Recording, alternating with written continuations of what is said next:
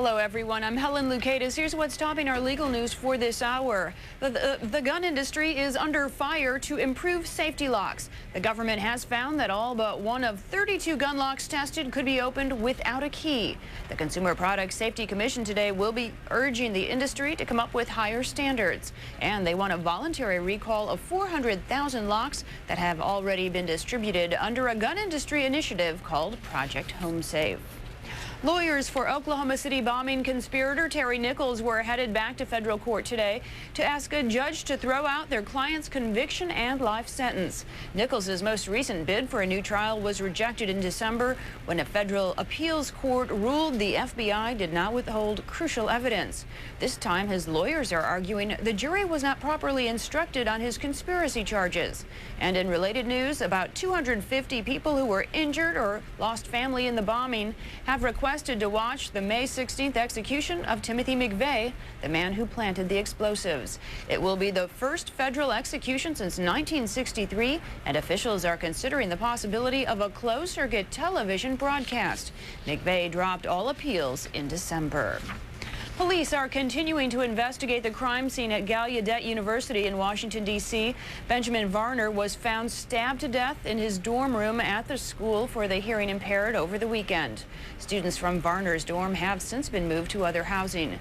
Authorities have no suspects at this time, but say they did find a knife near a dumpster on campus. The mother of the police officer killed by the 7 Texas fugitives is looking for better ways to protect law enforcement agents. Jane Hawkins was in Austin yesterday pushing for a bill that would give officers immediate computerized background checks on all people that they come in contact with. I hope that I can speak for Aubrey and make some changes in the Texas Department of Criminal Justice. That's my goal. That's my fight for my child. So if that can happen, then his death will not be in vain. That's the only thing that's going to make me rest. Hawkins' son was killed outside a sporting goods store on Christmas Eve by the escapees. Charges are filed against a man in Oklahoma known as the syringe robber. John Doji is wanted for robbing hotels in Oklahoma City by threatening employees with a syringe that he claims is contaminated with the AIDS virus. The 23-year-old faces 2 counts of robbery with a dangerous weapon. A San Francisco Bay Area woman has accused Miami Vice and Nash Bridges star Don Johnson of making lewd comments to her at a sushi bar.